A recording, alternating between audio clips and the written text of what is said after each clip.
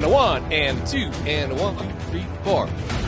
Or I'll do it like the boss. 1, 2, 3, 4. Hello, everybody, and welcome once again to the Meat Grinder, the award-winning podcast GameTimeCT weekly dose of high school football in Connecticut. And I am your host, Sean Patrick Bowley, and with me, as always, is Mr. Molly Higby, Pete Paguaga, Mr. Married Man. How's it going? So much has happened since we last saw you guys. I'm excited to be back. We're back. Football's back. It is September 3rd, a great Sunday, and I'm excited. Pete, how you doing? Welcome. Good. Yeah, it's been a while. It honestly doesn't feel, I know, but it doesn't even feel that long ago that, like, we were wrapping up the championships in December. Like, it doesn't really feel that long ago. Yet it's so far away. So much. I know. So much has happened. We've got lots of different coaches and different things, and it's just been but it's been a great 9 months. But I'm ready to get back into it. I'm excited. We've been hard at work. The whole staff at GameTimeCT is doing an amazing job, especially Pete and Mike Fornabio, who have just been cranking out previews. I'm just reading them. I do a handful here, but they're just getting all the information. Pete this week has been telling everybody he is just sick of looking at schedules, and he could name everybody's schedule, and he's just sick of looking at it. And I don't blame you, Pete, but you've done an amazing job. Well, thank you. It's been a lot of work, and getting previews for every single team is something we pride ourselves on, but I just cannot wait for the games to kick off. No more previews, no more reasons to cheer, reasons to fear. We get on the field, we get winners, we get losers, and we see all the teams in action. I just cannot wait for Thursday night. Oh, that's right. It's Thursday night. We kick off. We got about 7 or 8 games on a Thursday night. We got a whole slate. How many we got, Pete? Oh, we got a lot of Thursday games to start the season for sure, which has been pretty crazy in recent years. But I'm looking at it now. That's 6, 7, 8, 9, 10, 11, 12, 13, 14, 16 Thursday games. That is amazing. 16 games Thursday nights. We got a bunch throughout the season, especially early on. We have a bunch in week 3 because of the holiday. Was that week 3? Yeah, we got a ton there. It's not like you just kick off Friday night anymore. We got a ton going on. I mean, big top 10 matchups, all this stuff. So it's just so much going on. But the big thing to start off with is just kind of like, all right, we catch our breath. We take a look. It took a little while this year for the CIAC to drop their divisions. I mean, like a month later, everyone was like in the dead of July when they finally figured out what the divisions were. They put that out there, and not a whole lot of changes, Pete, but some significant ones. The first one off the top of my head, is Notre Dame, your Class M champions, graduate the entire team, and then they get bumped up the double L, just like they'd intended it to as a school, Catholic school of choice. So now they're in double L. That's Notre Dame. Other ones that are interesting in Class L, Killingly is the big change. They move up from double M. They're a school of choice because they've been in the semifinals 2 years in a row. They move up from double M to L. They were in there last year. They lost to North Haven in the championship game. In double M, Cheshire moves down from L. Middletown moves down from L. Xavier moves down from L. That's weird. That looks weird. It's only been, not even 10 years since our state championship in double L. Now they went from L, now double M. That looks odd to me, but there you go. In Class M, you have Holy Cross moving up from S. They're a school of choice. They went to the semis last year. St. Joseph has moved all the way down from L, all the way down from M because they did not go to the semifinals last year. So they got bumped just a bit. Those are the two big ones in M. Class double S. You lose Cromwell Portland. You lose Valley Regional Line, which went to the finals against Joel Barlow last year. They've moved down to S. And then you just add New Fairfield, basically. Law also moves down from L to double S, but they don't have John Nider. So, I don't know what their prospects are going to be looking like. And then, of course, you have in Class S, Cromwell Portland's in there. Stafford's dropped down as well. Valley, that's a tough division. But just overall, Pete, what are your thoughts on the 6? We're still doing 6, but 6 state championship divisions. It just feels like we're a year behind on everything. Like, it just, Look, I've been of the mindset that the Catholic schools should be in L and double L and all that. I kind of feel bad for Notre Dame, where it's like great team last year. They go out, they win a state title. All those kids graduate, go on, and now it's like, okay, now you're going to double L, or even Killingly. Like for Killingly, yes, they are technically a school of choice, but Ben Jackson's gone. The quarterback, Tommy Dribbles is gone. Like only Soren Reese is really back, and now they're in L. And then seeing Xavier in the double M, it's just bizarre. Like all of this is a year too late, and it's going to make for some really interesting playoff divisions. That some divisions are going to be weird to look at. You look at M with St. Joe's, and like you see tech schools, you see true small schools, and like who's to say St. Joe's doesn't go 7-3, sneak into the playoffs, and have to travel to Nanawag for the first game to play, to play Northwest United if they go undefeated again. It's just so bizarre. And you just kind of look at M and it's like, one of these is not the same. Two of these is not the same. And Yeah. I mean, that could be It's like that old Sesame Street thing. One of these things is not like the other. Yeah. And it's just going to be interesting. And you look at M and it's like Hand and St. Joe's and right. and Holy Cross. And you look at like Rockville, which has done a really good job of being a competitive team the last, 4 seasons.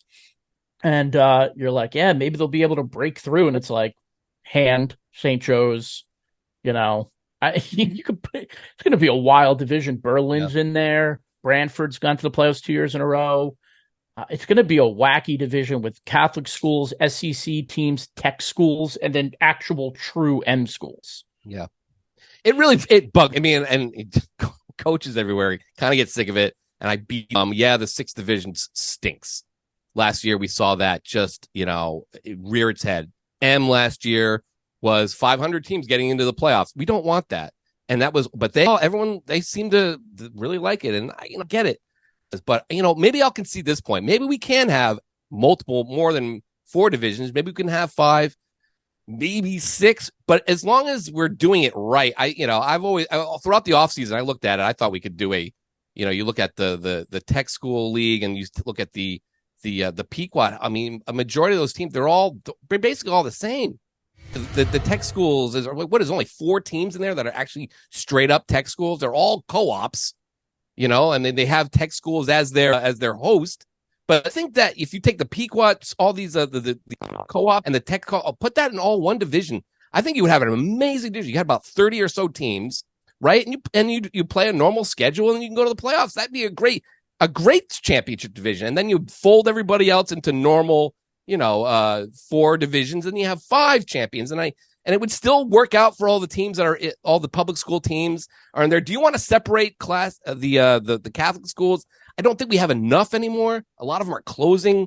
So we can fold them all. They're all not really as dominant as they used to be. And that could change. It really depends. I think everybody right now, I think the big thing to really want to talk about, changes. A lot of them are getting, all the best guys are going to prep school.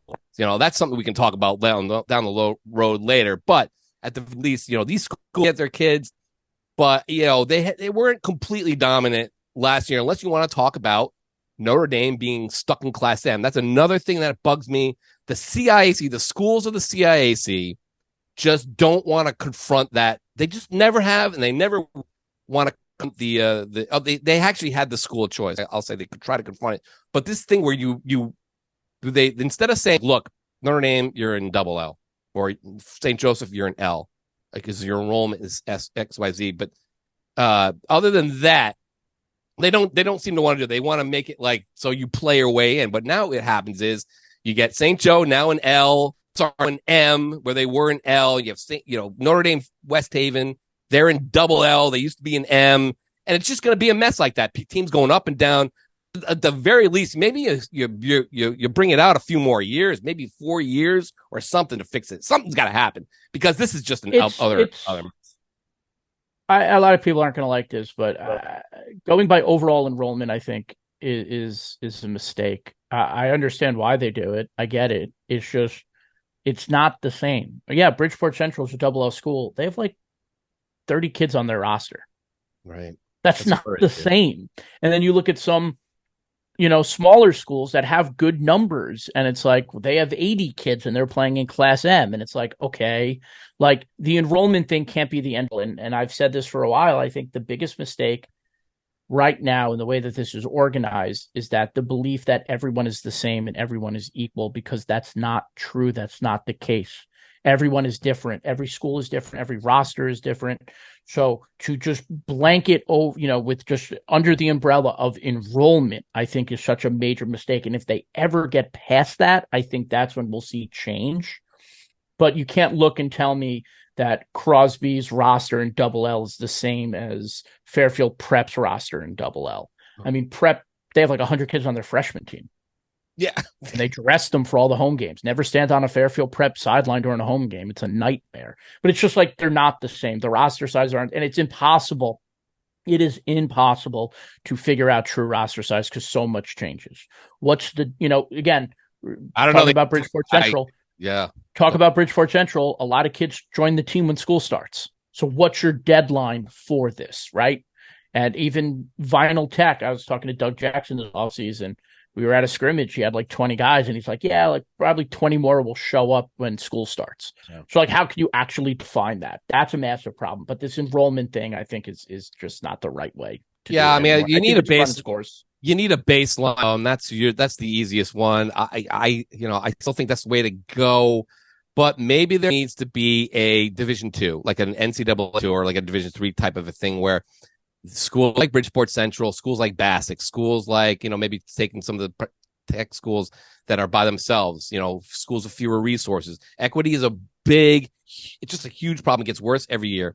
Teams that have like, HD TV, massive TVs on their sidelines, and the kids gather around under a tent and everything. And then on the other side, and they have like iPads and stuff on the other side, they're still, just hoping their headphones work, things like that, and kids having other ears. And, there needs to be like a Division II where schools that just don't have the resources can petition in, or we kind of start there, and maybe they play for a state champion, not the whole division. I know we've talked about doing it like hockey over the years and stuff, but maybe it just needs to be here is like this, for lack of a better word, a remedial or, just a different type of division where schools can kind of build themselves up if they, don't have the resources and play in there, and maybe they stay there, or maybe they move up after that, winning it a couple times. But maybe that's the answer. And there's your 6 divisions. You have 4, Catholic/publics with a few schools of choice, and then you have the co-op division, and then the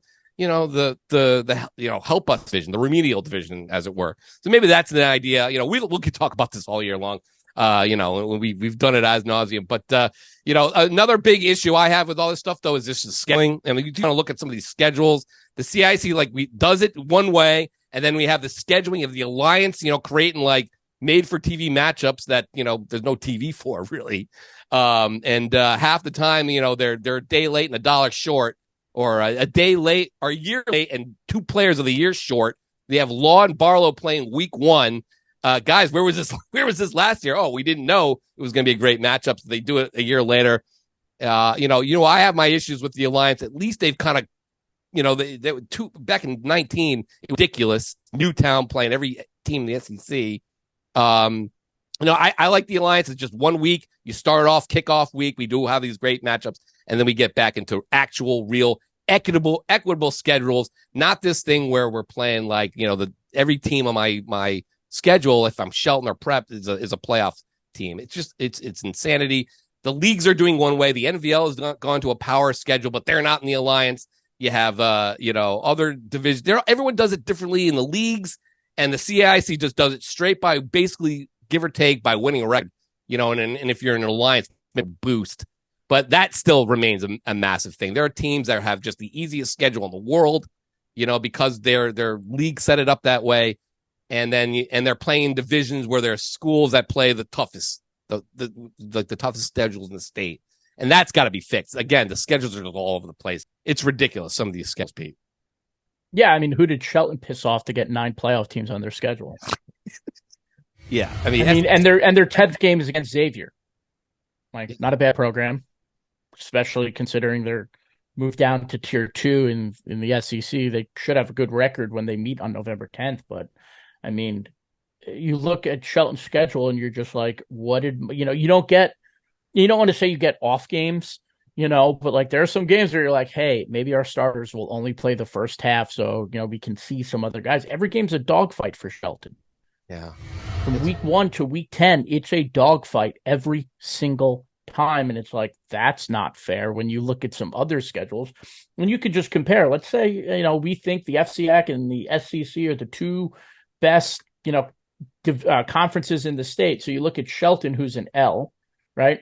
And then you look over to New Canaan, who's an L. And New Canaan has 1, 2, 3 playoff teams on their schedule. Yeah, come on, guys. Like, again, New Canaan's a great program, defending champ. Like, we know they're going to compete, but like, one is not like the other, and they're competing for the same thing. Yeah, a big problem is SEC does it 3 tiers, and there are not 3 tiers of SEC teams. I'm sorry, there isn't. I'm sorry. Some teams are just going to have to be double L schools that play tough, tough competition. That's the way we find out. That's what the regular season is supposed to be for. The regular season is supposed to be for everybody gets thrown into a pot. We have, equitable schedule. We don't play it's not the NFL, guys. We don't have a draft. Like Shelton can't go out and find, draft somebody, because they finished, whatever they finished, or North Haven can't go out and draft somebody. We don't have that. You can't make the schedules tougher just because they finished number 1. The class could be all gone by the next year. Look at Notre Dame. The whole class, it's a whole different team. So, the SEC, we keep harping on the SEC, and we keep, there's just there aren't 3 divisions there. The Hand and Xavier going down there, and I know Hand's an M, but again, you guys are doing it one way, and the SEC and the CIS is doing it another. Then the CCC shuffling every year. The NVL looks like it's shuffling every year with Torrington going down. And Gilbert going up. Like, yeah, good for Gilbert. They're showing they could play in the NVL, but Freddie Camp's playing at URI now. So, like, he's not back. Like, he's not coming through that door. So now it's like, now Torrington gets to go down and play a schedule where there's something like 44-10 against in the last, 5 years or whatever. Well, how about this? It's just absurd. Or in the last 10 years. Crosby is a double L school, and they play in the 2nd division of the NVL. Mm-hmm. Let's say they win 8 games, and next thing you know, they're in they're hosted. They're at up in Waterbury. They're hosting Fairfield Prep. Yeah, which went 6-4. Against Shelton and West Haven and Hamden, and it's just everything's just a mess. We were pleased about schedules and everything, and then they fixed it, but they never quite ever fixed it right. And, I hate to be just harp on this stuff all year. It's just, but when you put all these previews together, this is the stuff you notice, man. This is the stuff you notice. There are some teams that have a lot back who are probably going to have worse records because of the way their schedule shook out. And that's a shame because like this, they built last year this one school I'm thinking of won 4 games. All their skill guys are back.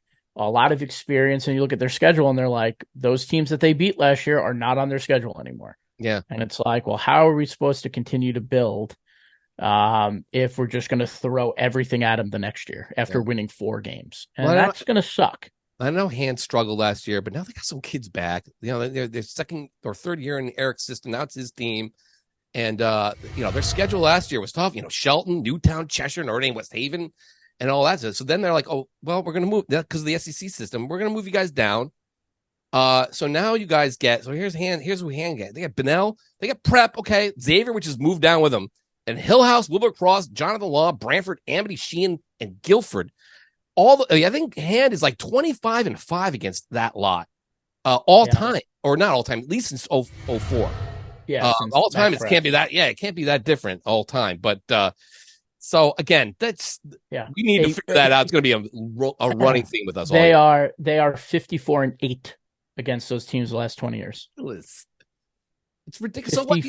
It's okay to have a bad year, guys. It's okay. Like, we don't need to make it easier just because you had it. We don't have to feel bad for everybody.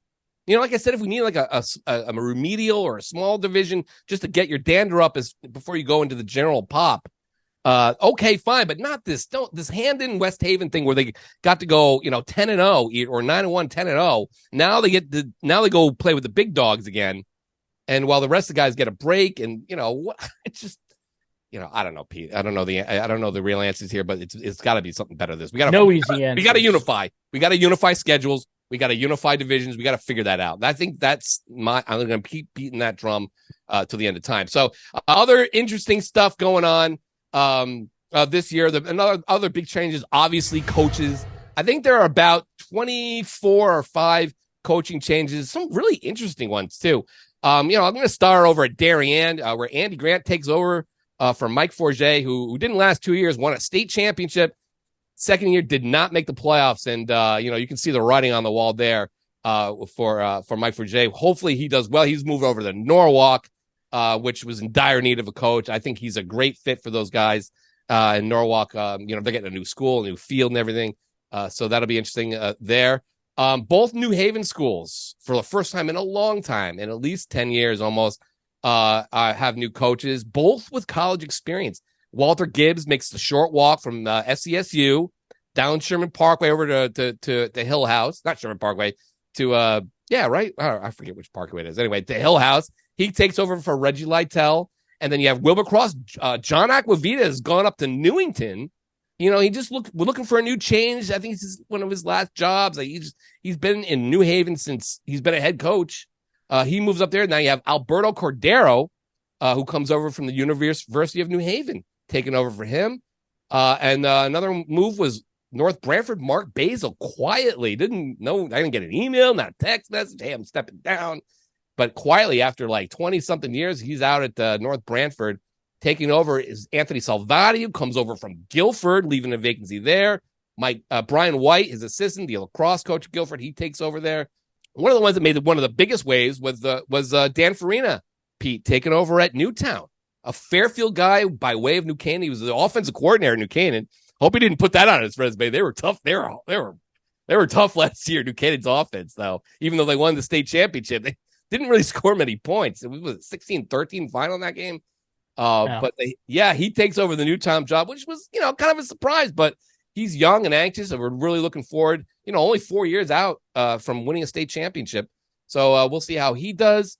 We had some new coach meet the new coach is the same as the old coach, where Alex Backus takes over at Tolland.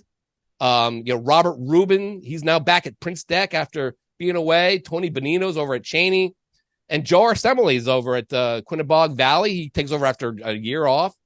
And then there are a couple unexpected departures. Harding's Eddie Santiago out just weeks before the season. They've kind of scrambled to get a new coach there. And then it's not quite a change, but right now, as far as I know, Steve Christie has not coached Massac at all this preseason.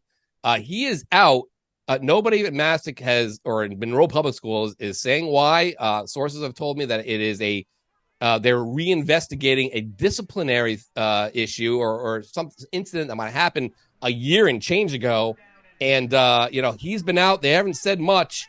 But here we are a week away, not even less than a week away from the season. They're going up to Killingly, and Brian Halp, a former Trumbull assistant who's been with Christie at Massac, he takes over there. But right now, we're really in a team that's supposed to be excellent with Jason Champagne and, a lot of guys coming back from that team. And Massac right now kind of in limbo heading up to Killingly. That's going to be kind of a tough spot there. But overall, some new faces everywhere. And, I'm really interested in a few of them.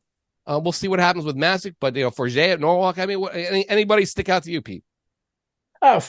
Farina, for sure, at Newtown. Like you said, he was the OC at New Canaan. He coached at New Canaan before he was the OC as well. Got to learn. I mean, if there's a coaching staff you want to learn from, it's Lou and Chris Silvestri and those guys. A lot of intelligence on that staff. So you learn from there. Like you said, he's a Fairfield guy. I'm excited for Andy Grant at Darien too. He was a longtime assistant there under Trefone and then obviously under Forget. And I'm also excited for Mike to go over to Norwalk. And, that's a program that really needs some stability. Yeah. They've been playing their own version of the coaching carousel themselves. The last couple of seasons.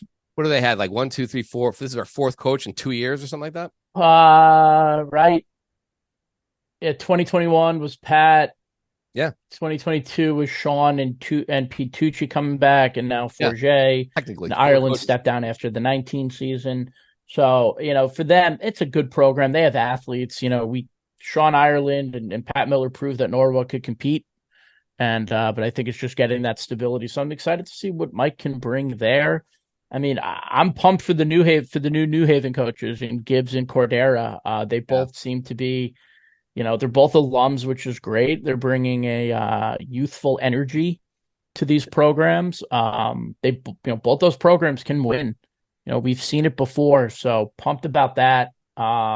It seems like a lot of good. And then you mentioned the old coaches are back to some of their older spots, and I think we have a great story on Alex Backus on our website by Carl Adamek, and Alex Backus was like 25 when he got his first coaching job as a head coach. Now he's older, wiser. I'm excited to see. We've seen Tallinn be good, so I'm excited to see what he's going to be able to do there. And another one that comes to mind is Bobby Sanchez taking over at New London. New London has been kind of quiet over the last few years. Yeah. That's kind of a dormant program. He's fired up. He's been reaching out to us. Hey guys, I'm gonna come out and see the Whalers this year, guys. You got to come out and see the Whalers. Week 2, I think they play Fitch right off out of the gate. I mean, I think who was their week 1 game? I think it was somebody pretty decent if I remember. I gotta have these New London. Yeah. Yeah, New London's got a pretty good schedule. They opened with Stratford at Pendersfield, then Fitch, EO, Weaver. Some winnable games on that schedule early. They do end with Wyndham, Killingly, and NFA. So it's going to be a really interesting year in the ECC for sure. One of the interesting coaching changes in the ECC was Jude Kelly. Actually, this is kind of weird. You don't think of this as being ECC, but Jude Kelly, who actually got Weaver restarted. And now he stepped down, and for months they couldn't find a coach to coach Weaver, and finally got a guy in there who's got a little bit of experience. But that's a tough. I don't even think Weaver had much of a. I don't think they got their conditioning week in until he got there like a week in. So they're like a week behind, and that's a team that's struggled to win games. I mean, they did win some games last year, which is great, but that's another tough situation. I guess the last one I want to bring up is Jason Qua's gone, and you have a Tobias Cesar. Now at Windsor Locks, East Granby, Suffield. There's a program you don't hear a ton about. I think they a really good player once, maybe about 10 years ago. And, there's another, but that should be an interesting change. I mean, and then overall just changes. The other thing that really happened league wise, other than the SEC doing its shuffle and the NVL and that stuff, was Morgan and Old Saybrook Westbrook are now one power team. They decided their numbers were just kind of shrinking on the shoreline, and so that'll be interesting. Kevin Sullivan, the Morgan coach, has been there for this will be a couple of years now. He's now the head coach of the whole shoreline there, and former Thanksgiving rivals, Pete. That should be fascinating as well. And now the shoreline kind of has a little bit of different dynamic now. I mean, Morgan was in the playoffs only a couple of years ago. Yeah. So 2021 wasn't that long ago. No. And there's another Nye. So there's another Nye. So there's another way. I mean, yeah, there's a ton of talented kids on the shoreline. And, just a quick thing about these co-ops is, I think when you get to a point where you have 3 co-ops, I think you need to rename yourself just for sanity's sake. Like Coggin-Chog needs to, like Northwest United, which is Nonawag. Well, the host is Wilkett Tech, but Nonawag, they play at Nonawag's field. But it's Nonawag, Litchfield, who was the other Litchfield? Chapag, which I didn't know. I guess they added Chapag last year. So that's kind of like, they call themselves Northwest United, but the Gilbert, Northwestern, and Housatonic, that should be the Berkshire League All-Stars. I think that'd be a great name, but you should name yourself something like something regional or, so now they have, MOS or M. What is it? What's Morgan now? MSW. So Morgan Saybrook Westbrook, which just call yourself Shoreline. The Shoreline Wolves, or whatever you can call it. The Shoreline Sea Captains or the Pirates. What about Windsor Locks, Suffield, East Granby? I know we just talked about them, but that is a lot of characters. Yeah. Oh yeah. Well, nothing beats Coggin-Chog, Hale Ray, East Hampton. Stafford, Summers, East Windsor. Yeah, guys, let's. I just think you should find something They do it in hockey a lot more than they do it in football. I think we should do that. Pete, I've got good news for you. And if you're watching this on YouTube, know that you're not seeing things that is a jump cut. We're not the Flash over here changing clothes immediately. This is a couple days later. But the good news is we're throwing this in here because the top 10 poll wasn't done then. Now we got to come back into the studio and record. The top 10 poll has just dropped as of yesterday, and it's an interesting one, Pete. So what should I do? Should I start at the bottom, go bottom up? I mean, you've probably seen that. Always got to go bottom up. Always got to go bottom up. So here we go. Number 10 in the GameTimeCT preseason top 10 poll. Number 10 is St. Joseph, squeaking in at the number 10 spot after losing to Cheshire last year. Great season, but they lost in the quarterfinals, a rare one, and they're dropping to Class M.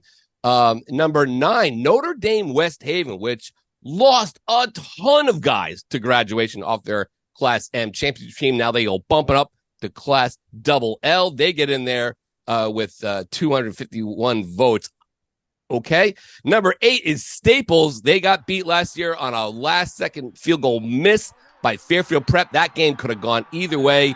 They come in at number 8, Caleb Smith, and the guys anxious to make amends for that. They're in Double L. Number 7, Ansonia, your reigning Class S champions. Somebody threw them a number 1 vote, and I think we all know who that is. Jimmy Zanner from the Bulletin of Norwich, who wrote a column saying he voted Ansonia number 1. Okay, Jimmy, we love you, but okay. They come back, no Cassetti, but plenty of guys back for the Chargers, including Malachi Ingram. Number 6, Southington. They get back Evan Anderson. The quarterback is back. Some guys back there.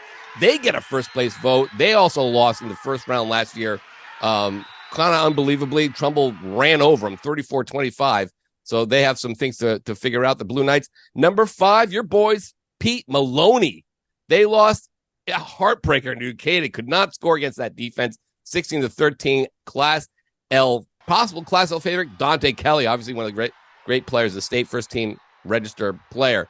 Number 4, North Haven. Speaking of great players, Adam Pandolfi and the Nighthawks coming back after winning the Class Double M championship last year. They're at number 4. There'll be a favorite possibly to repeat. We'll see. Number 3, Fairfield Prep. Been to the Class Double L championship the last 2 seasons. Maybe this is the year that they get over the hump. Obviously, they got Morris going to UConn, and the quarterback is back, and just they just have like hundreds of kids on their roster, so don't ever count the Jesuits out. They come in at number 3. Number 2, New Canaan, which, lost a lot of guys from last year, especially Groff, the kicker/quarterback, who they needed him last year, and they come in at number 2, and, they got some work to do, but a lot of respect being shown because why not? Lou Marinelli is one of the all-time great coaches. And they're in at number 2. We'll see about the Rams too. And then number 1, obviously, I mean, who else but Greenwich Pete, 23 first-place votes. They got a new quarterback, kind of a new line, but they have the Von Velakis brothers. They have guys. They're Greenwich. They're on a roll. There it is, the top 10 poll. Pete, your first impressions of this. It's a weird one. It's definitely a weird one. The preseason poll is always a weird one. Greenwich being number 1 seemed like the safest option. Not that I live in safe, because my poll is usually all over the place. But I will say this about the poll, and I did some research for a new thing that we're doing, the by the numbers thing, and I pulled up some interesting facts regarding the poll. Do you know that 4 straight years, the team that was named the number 1 team in the GameTimeCT preseason poll reached a state finals? Really? Who are? And Greenwich last year, Darien in 21, Hand in 2019, and New Canaan in 2018. Now, New Canaan and Hand both lost. Right. And then in the back-to-back years, the last 2 years, the preseason number 1 team has finished as the end of the season number 1 team. Darien in 21 and Greenwich last year in 22. Wow. So all signs are pointing to a really good season for Greenwich, regardless of all the replacing that they have to do. Look, I'm a fan. I think Anthony does a great job. I think they have a great coaching staff. George Von Balak is getting a lot of the carries for Greenwich, is going to be huge. Pete, first-team All-Stater on the line as a sophomore. He's going to move to center. I mean, look, if anyone can coach offensive linemen, it's Anthony Morello, a former first-team register player himself. And him and I spoke, and he was like, "Hey, yeah, we got a lot of new guys, but this is my bread and butter." So I have faith in Anthony that he's going to be able to get him up to speed quickly. I like Greenwich a ton this year. I like Rocco Grillo, who is projected to be their quarterback. I saw him in warmups once, and I turned to a coach. I was like, dude, who is that lefty throwing like 65-yard bombs? And they're like, oh, that's Rocco Grillo. He'll probably be the starter next year. And like, oh boy, could he throw it. But to get away from the 10 quickly, I just want to point out Windsor has a first place vote, and they're number 22 in the poll 22. because I voted for him, you voted for him, and someone gave him a first place vote. There's some math that needs to be added, but I think they only showed up on like 4 or 5 ballots, which is mind blowing with how talented they are. Because clearly, no one is reading our previews. Yeah. I don't know if we should be doing these previews next year because nobody reads them. Apparently, Windsor were like singing their praises, number one, and blah. Somebody took us to heart. Windsor's going to be good this year. But they come in with 86 points. I mean, that number one vote right there, it's 30 points. I voted him 3. That's 26 points. That's 56 of the 86 points. I think I got him at 9-ish around there. I wanted him in my top 10, but they are so talented. They are so talented and experienced. A lot of guys played last year that weren't seniors. They went 6-4, missed the playoffs by a game. I mean, if they don't go for 2 in the opener against Wethersfield and kick and then go to overtime and beat Wethersfield, Windsor's in the playoffs with a freshman quarterback. A.J. Robinson took strides last year. He's going to be a sophomore with 10 games under his belt. And, Kashmir Lewis has really started popping off to recruits. He's got a handful of Division I offers. They have athletes all over the field. I am stunned that Windsor is 22. I am disappointed. I mean, this is it. When coaches complain about the preseason poll, like this is the reason why. I'm not saying Windsor, I voted them a top 3 team. I'm not saying they need to be in the top 3 but they need to be in the top 10. You look at a lot of these things, and a lot of these votes are based off of what happened last year. Look at Notre Dame at 9. Look, Joe does a great job, and it all culminated in last year's championship run. But guess what? I think you have a hard time. Guess what? Jacob Staten's not walking through that door. He doesn't have another year of eligibility. This is not college. Yeah. Right? Christian Lewis isn't coming back. Matt Picota is not coming back. These guys are gone, graduated, on to the next level to do great things. They're not playing for Notre Dame.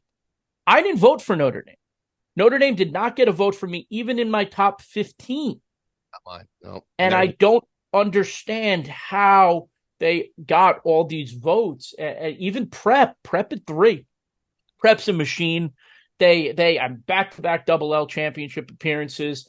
I get vote. I put them at 10. I think they're going to be good enough. They're going to get enough points. Even if they lose a couple of games early, they'll be in the playoffs and they can go and do their thing in the play. I mean, they got in at 7-3 last year. So it's not like they lit the world on fire in the regular season either.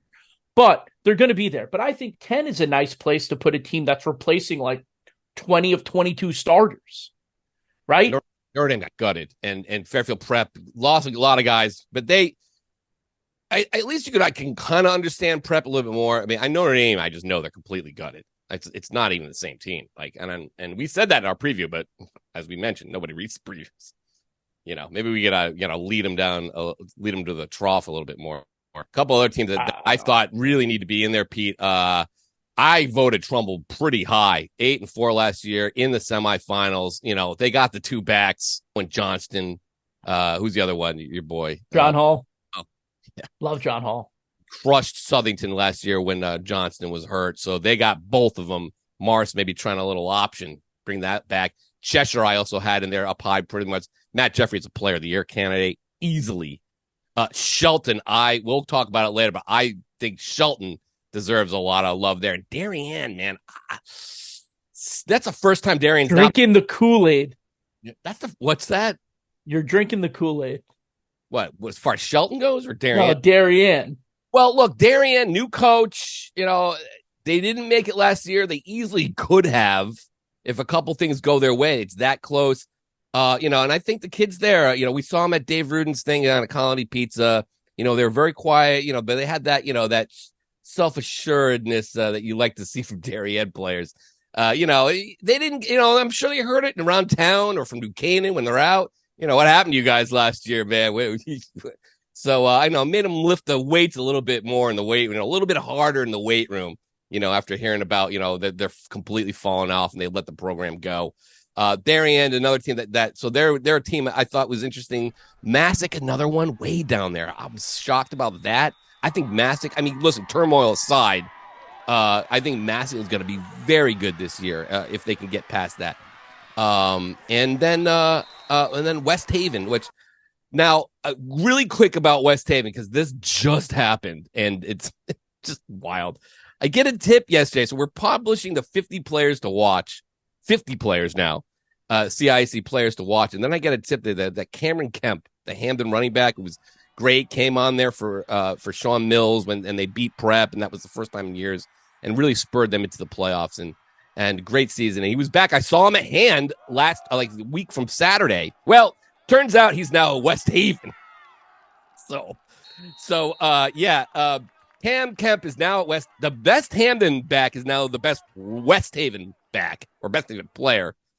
Richie Beauchet confirmed it last night. Says he lives in town. If you move your address, you can play right away. There are a lot of people who don't understand that. If you change schools, but you keep your address, then you can't. You have to sit. That's the way it works. If we would never, kids would never ever play again if they just changed addresses and couldn't play for half the season. So he's available immediately. I'm sure Staples right now scrambling. Number 8 Staples. They got West Haven coming to town, and so that'll be fascinating. And then West Haven versus Hamden at Hamden. You know how great that game was last year. And Kemp got hurt. He was the one who sprained his he dislocated his elbow. It was just a gruesome injury. And his boy, Armani Reed from West Haven, came to comfort him. Now they're on teammates. And Hamden fired up, going to be fired up. Get your tickets now, October 6th. So that's a wild development. It's just, I've never heard of that close to the season, that big a transfer, Pete. Yeah, it was wild. With everything that's going on in college sports, everyone's saluting Deion Sanders, and they had a great start, and he basically flipped over the entire roster of Colorado through the transfer portal and everything. They went out and they upset TCU. So these high school kids see it, and it's well, they can do it. Technically we can in certain capacity. I don't know. I highly doubt that factored into it, but it is a common thing that's going. It's a trending thing that's going on in sports right now. But to see it happen a week before. Right, Friday was his first day practicing with West Haven, so a week before their opener, they all of a sudden it's like being in the NFL and your star player's been a holdout, and then he just shows up a week before the season. It's Saquon Barkley's back. It's okay, now we got to prepare for him. Obviously, highly different stakes, but that was wild how that happened last night. And yeah, it's great for West Haven. Let's be honest here. It adds a wrinkle. I think we might have voted differently. I think people might have voted differently if we knew that West Haven was going to have him. I think it changes a lot of things in the SEC Tier 1. In terms of your kind of rankings of them. I think West Haven's a true player now in Double L. And I think that's something that was severely missing from them last year. Well, I'll tell you what. In talking to Rich Beauchet last night and reporting this story, Rich said, "Well, I hope he, doesn't mind running behind a bunch of new linemen because that's what we got. Because they graduated the entire line. So we'll see, but it's really interesting to see how you talk about a lot of coaches were messaging me about it. They're like, it's just there's just no loyalty. I don't know why Kemp left, but they say you see that a lot. You just see kids. They just don't care about. They don't care about the name on the front of the jersey. They all care about what names on the back. Again, I don't. Herb Brooks is rolling in his grave. Yeah, I don't. Yeah, they want to play with their friends. They want to go, create super teams. Look, we don't know why he moved or whatever. We're just looking at it from the football perspective. Yeah, we see it at the prep schools for sure. See the guys following each other all across the prep schools. That's kind of where I'm getting this from. Again, I don't know what happened there. Maybe it's well, you talk about. Now Staples has to completely maybe change there. I don't know how much you can learn in a week to get ready to play, but he looks like he's going to play. So, Staples now has to adjust. But then on the flip side, if you're Trumbull, you're like, whew, Ooh, Mark's like wiping his head, being like, huh, we don't have to worry about that running back now. So that is the top 10. We're going to sort. It's a wacky one. There's people who are like North Haven, Fairfield Prep, Maloney. They're all looking at it. Notre Dame, obviously, the big one. That they lost a lot of guys and people kind of scratch their heads about them. But again, a lot of our voters, unfortunately, they just take their votes from last year and they just put them. All right, here now play down. So the next vote will be the first one. I think you'll really get a good look at it by week 2. Nobody cares about preseason. I mean, really, it's fun for us. Nobody really cares. I don't know if we're going to see. I think the best poll is probably going to come out after week 3, the second big week of the Alliance. Because there are some top 10 matchups already. And, Shelton, New Canaan play week 1. The loser of that game, how far are they going to fall? And then how long is it going to take them to claw back? So I don't know if the second week is going to be a better indication of what we're looking at statewide. But that's just me. Like, if whoever loses New Canaan or Shelton, I'm not dropping them. I'm not dropping them that far, depending on how the game goes. But the loser of that game is going to fall out of someone's poll, and then they're going to just fall down. If New Canaan loses, they might drop from 2 all the way to 9. We'll be in. I mean, we'll see. All right. I got some questions for the season. Hopefully, you can help me answer them. Sure. All right. Let's do top 5 questions for the season by Pete. Oh, all right. What do we got? All right. Quickly. Of the champions from last year, do any of them repeat this year? Do they repeat? My answer, who repeats? If anyone. I'm going to say we're going to have... I want to say... I say we have 3 repeat champs. Ooh, will you care to name them? I will name them when we get to that. Okay. All right. Will a non-double L school be number 1 at the end of the year? I think the answer is no. I think we're going to have a double L school. I agree. Southington, a lot of guys back. Disappointing finish to last year. Can they get over the hump this year? Can Southington win or get to the double L finals? They haven't been to a state championship game since 2014 was the last time they've been to the playoffs. They've won playoff games, but they haven't been able to get over the hump to get into the finals for it's been so long that their assistant coach, Alex Gemelli, is on the sidelines as assistant coach. Yeah. So can Southington get over the hump? Can Southern get over a hump? Not this year. I think they're going to be good. I haven't voted number 2, but not this year. Okay. 2 more. Maybe they get to the final. It depends on how it breaks out, but I'm going to say no. It's going to be tough. Can anyone in S play with Bloomfield or Ansonia? Ooh, the answer to that question. Well, let's see. Well, who is an S? Cromwell's gutted. It's a whole new team at Cromwell. Valley gutted. So that's tough. Who else? I mean, no one more knew Fairfield. That would have been tough. Sheehan's still up in double S, right? Yeah, North Brantford's not terrible. Woodland, Woodland's still there. The answer for me is just a solid no. I think we're going to see Ansonia, Bloomfield again. I'll make my pick on who wins that later. Yeah.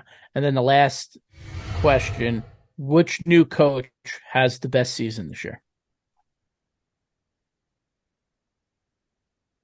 Like record-wise, like not progress-wise, but like which new coach has the best first season? Oh, man, that's a good question. Pete, I have one that's a little sneaky, but... I'm going to go with Bobby Sanchez at New London. I hear good things. Okay. I'm going to go with Anthony Salvati. Ooh, yeah. I'm going to go with Salvati at North Brantford. Obviously, he's not a new coach, but he's at a new spot. And I think Anthony's such a good coach. And I think with Hansen and Delfino back, I think North Brantford's going to be a team to watch in the Pequot for sure. I like North Brantford in the Pequot. I think they're in the Saucus. I think they're the team to beat in that division. I mean, unless Morgan, got a ton of kids in, but. Yeah, I like North Brantford. Tommy Hansen and DePino's a monster. He was all state last year, DePino, and then I looked at his film. Oh, geez, big kid. Yeah. And those are my 5 tough questions. No, those are really good ones. Thank you. I don't know. I don't have any questions myself. Do we want to do our division picks? Now, this is what I'm thinking for this. Do we want to do, right? We're going to do all 6. So class S, double S, class M, class double M, L and double L.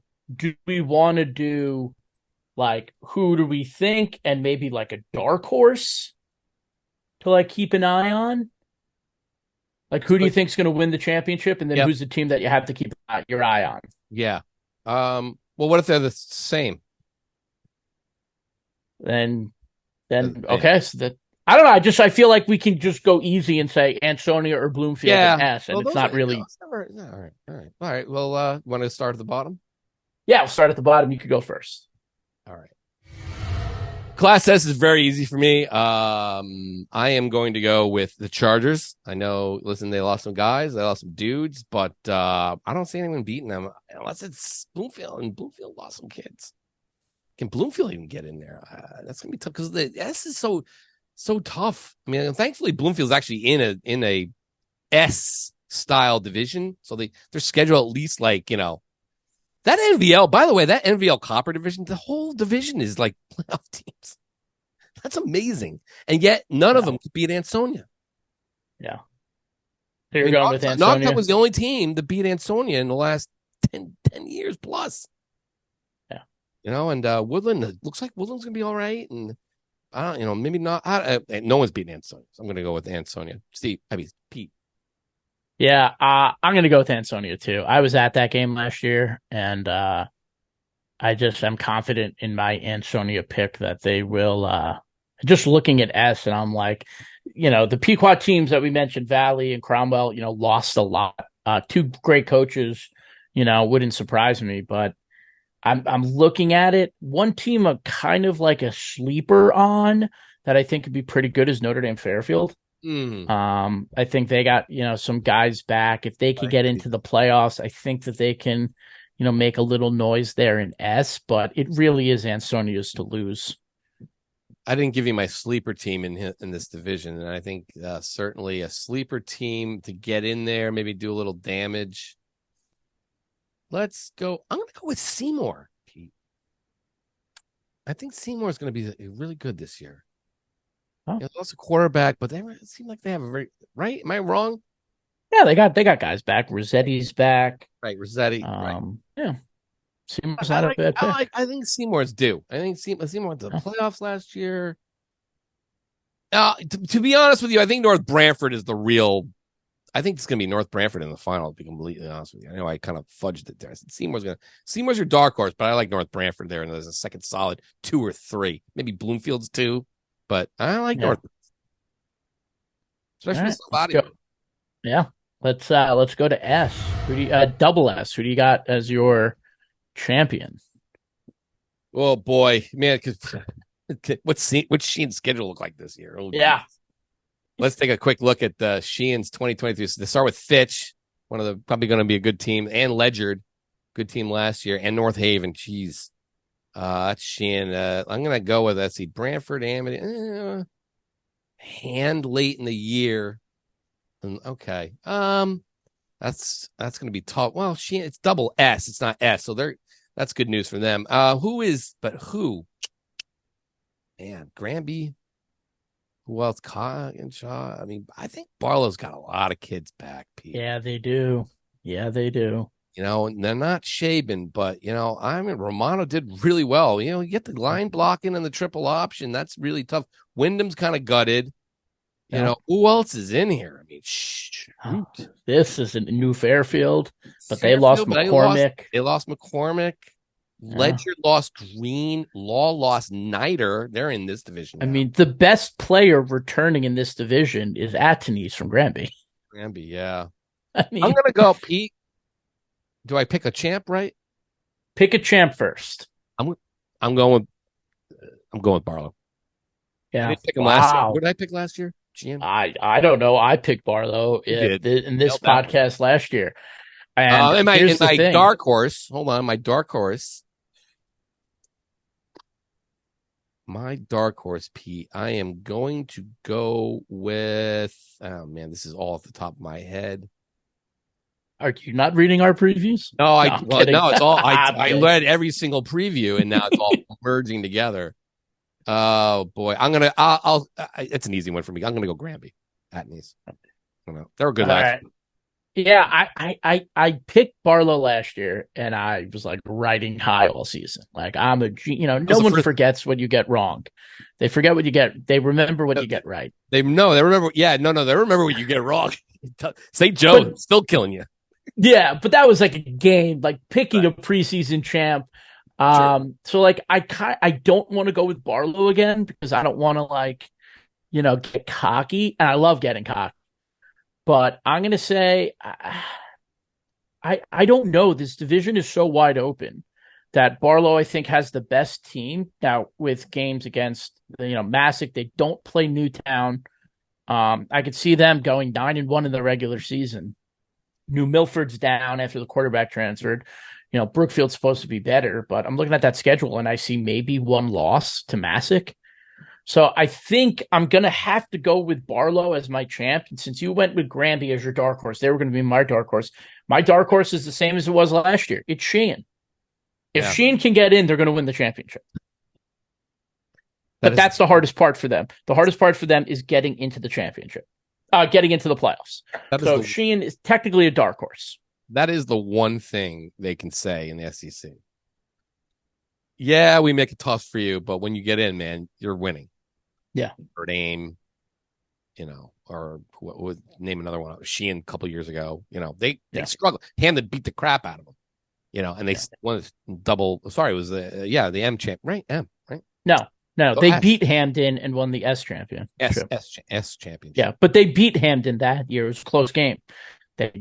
Jordan Davis pick 6 in the fourth quarter sealed it and beat them. Somebody, beat them. Prep did. They lost to Prep that year. But it shouldn't be that way. Like, yeah, okay. No, of course not. Point conceded SEC, but is that what you really want? You want your kids to if you just give Sheehan a real schedule, that's the whole. Oh, never mind. All right, so we're gonna move over to M. Sean. Now we are. Yeah, M. Class M for mess. Well, St. Joseph is here, number 1, and that's going to be my dark horse. My champion is going to be the Daniel Hand Tigers. Sorry. Wow. Hand. I didn't even look at the rest of them. All I know is I saw Hand in the scrimmage. They look good. Their schedule is they could sleepwalk that schedule. Sorry. And St. Joseph is a dark because St. Joseph actually has some tough teams to play. And if St. Joe gets in, goodbye. Good night. Good night, Irene. Oh, Newland is a good dark horse here, but and they could probably get in, but I like Han as a champion. St. Joe is a dark horse pick. That'd be great. They played an epic game 2 years ago in the quarterfinals. Yeah, and then they played that championship game 4 years ago. Right, the famous. All right, so my champ. They're going to get in, and I just don't think they're going to win. I'm not going to pick this team. I'm just talking to myself at this point. I mean, I'm going to go with St. Joe's as my champ. I think they're going to get in. I think the FCX schedule is forgiving enough where they'll get enough wins and points to get in. My dark horse here, and I'm stuck between 2 smaller schools, some true M schools, and a school of choice. But I'm going to go with my dark horse is going to be Brookfield. I've heard a lot of good things about their line. They're big. Walters, their running backs. He had a great sophomore season. I think or a 1-9 ready, or something like that. I think we're ready for Brookfield to get back here. I think we're ready for Brookfield to get back to state relevance, and we've missed them. Yeah, I said that to Coach Mahler. I miss you guys. It's been a while. I mean, we used to do it every year, Drysdale's or, speaking of which, I think I saw Scott Lutris at the game I went to the UConn game for a half last week. It was great. So Donovan Clean playing cornhole. I saw Kevin Freeman gave me my tickets because I'm the alumni tent. I'm not an alumni. I don't know how I ended up there.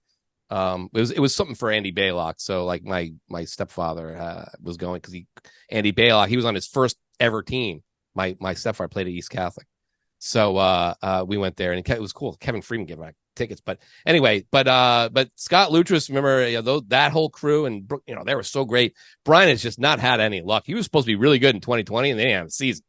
So now they're starting square one. And Brookfield, it's been a long time. And I looked at their preview, man. They got some big boys. And I sent Brian a message. I said, if you guys they have a new quarterback, because the last one, Borges, I think he graduated. And I go, if you throw one pass, man, that you don't need to throw, you're doing it wrong. That kid's, man, they got some big dudes up front. Yes, that's a great pick. I think that's a good pick. Yeah. Holy Cross was another one that I was thinking of. These NVL teams. NVL teams are tough, though. Yeah, that's tough. They're just weird. All right, let's go to Double M. You want to go first this time? I'll go first this time in Double M. My champ in Double M, this is a slam dunk for me. It's Windsor. And I think a dark horse, and I got some teams in here that I really like. Some programs that I think are going to be really good. Like, I'm not picking them, but I'm pointing it out. I think Torrington's going to make the Double M playoffs because they dropped down in the NVL to the other the copper division or brass division. Yeah, whatever it is. So I think we're going to see Torrington in the playoffs. I wouldn't call them being a dark horse because I don't think, once they get there, I don't know if they're going to do anything. Is Cheshire a dark horse? I don't know.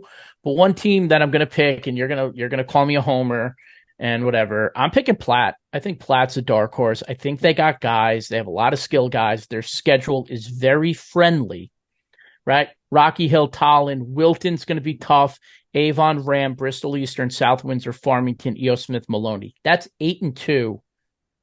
Just quickly going, and that Maloney game, they haven't beat Maloney in a couple of years, but that game is really kind of a toss-up most years.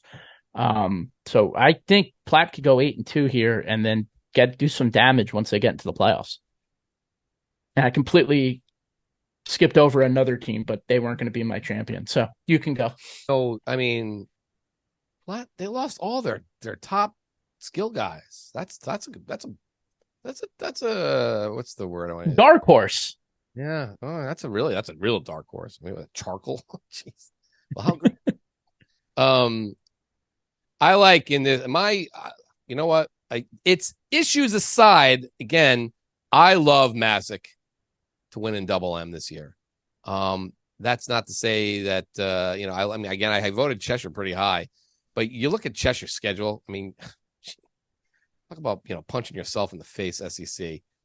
Cheshire's schedule is ridiculous, and I just had it up, and now I lost it.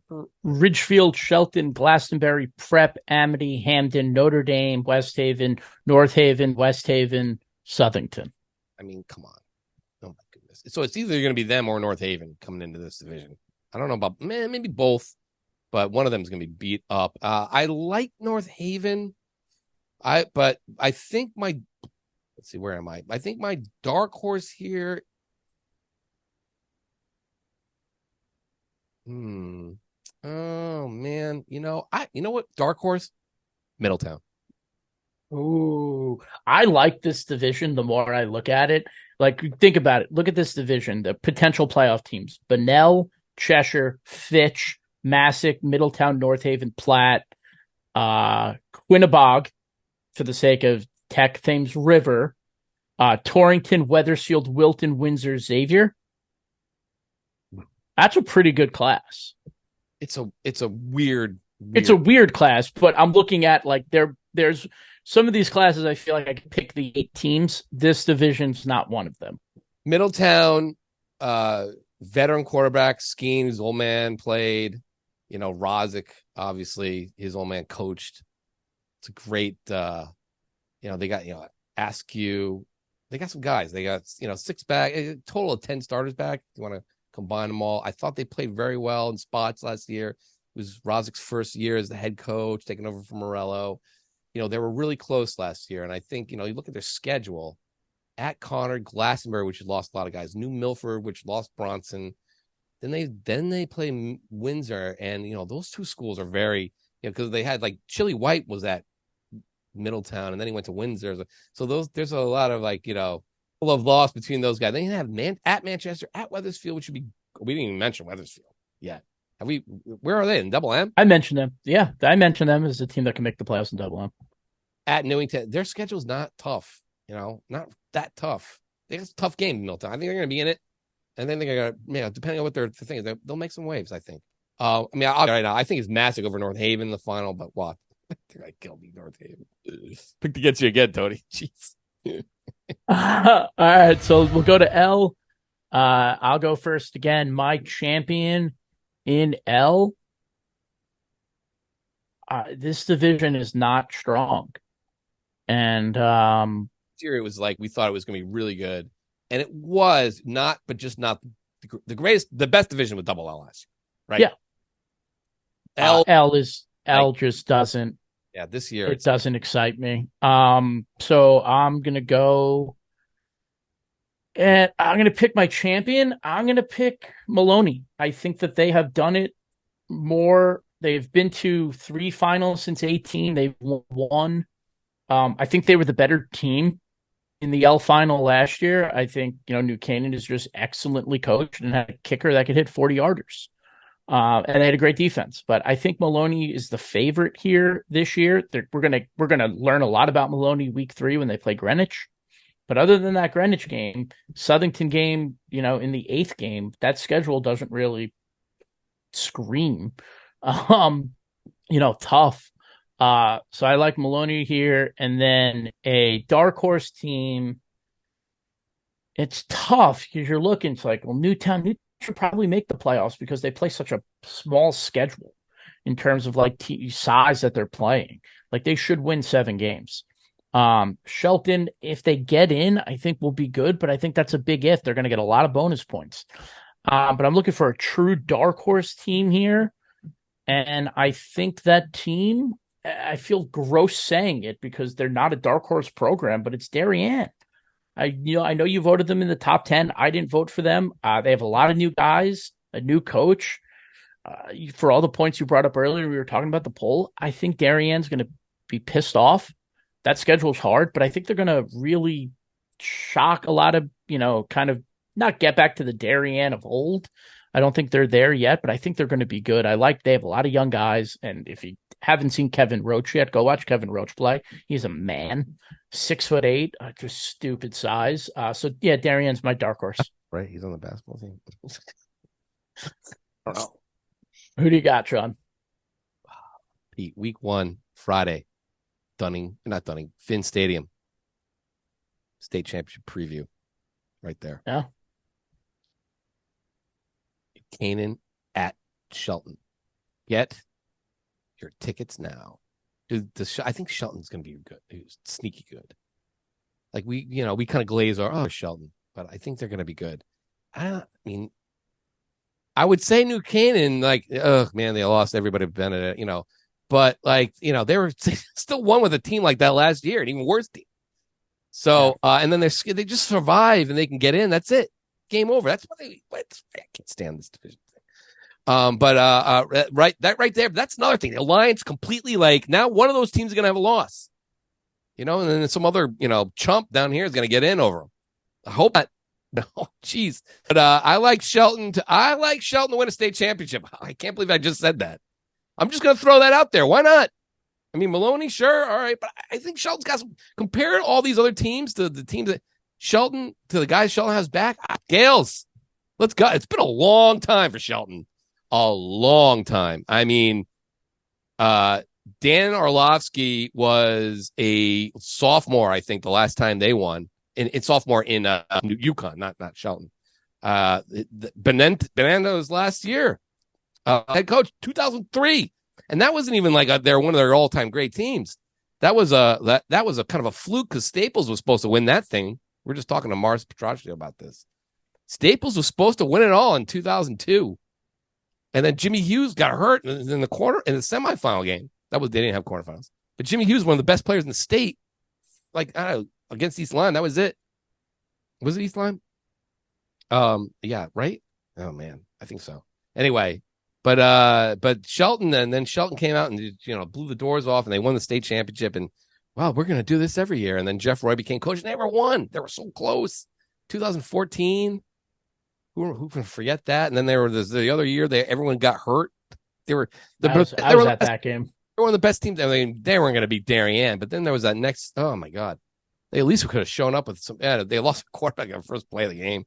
Yeah, Shelton's been snake bit, and that Pecorolo one still haunts them to this day. They still think that that ball did not come out on the goal line there. So they're still chasing, and I'd love to. Maybe it's a sentimental pick because I'd love to see the Gales win the state championship. It's been a while over New Canaan. That'd be great, epic game.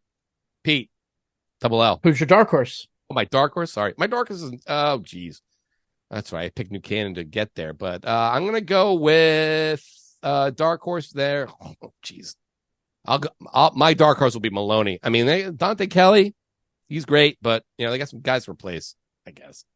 You know what? Darien's another good one. Jeez. I'll go with Darien. How about that? I picked him high. I know. All right, double L.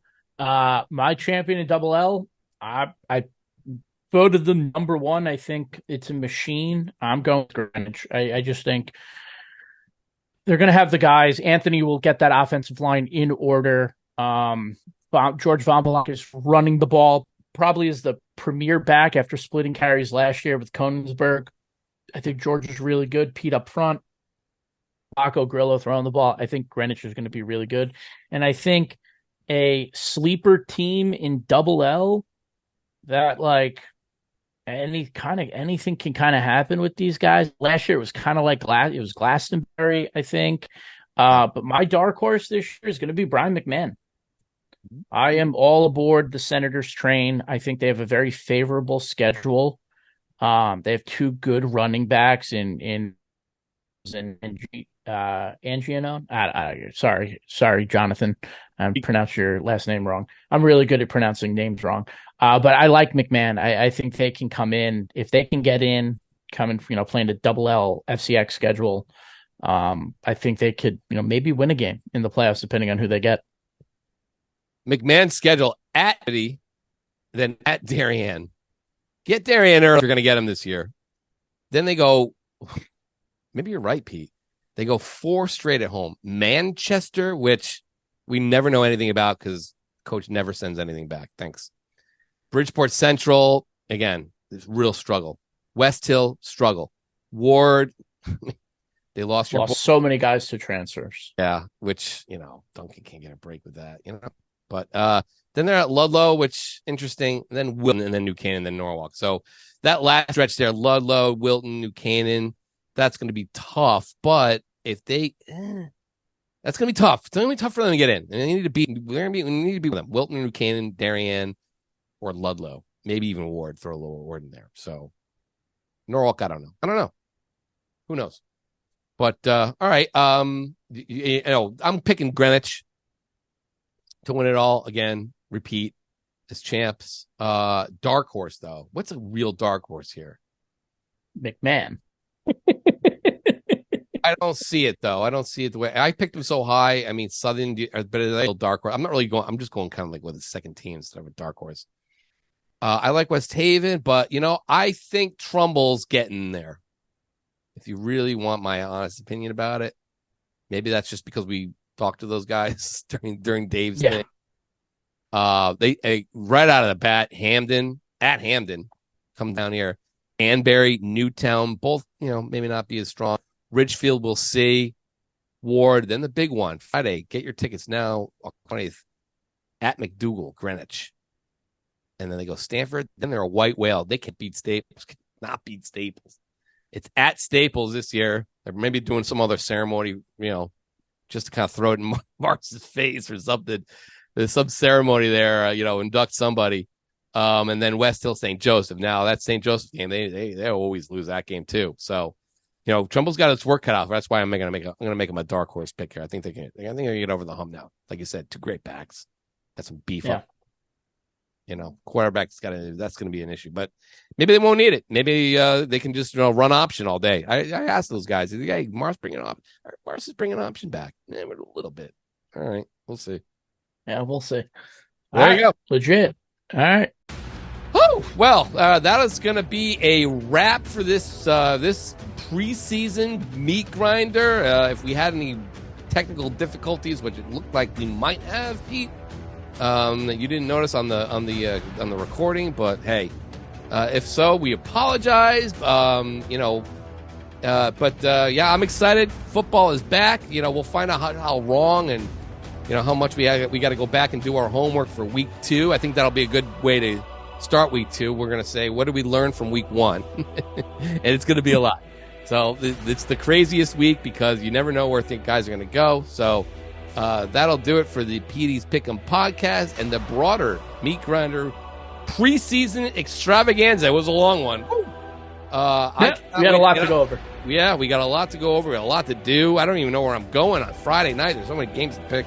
So it should be a good one. But for Pete Paguaga, I'm Sean Patrick Bowley. Welcome back to football season. This has been the Meat Grinder on GameTimeCT. Love you all.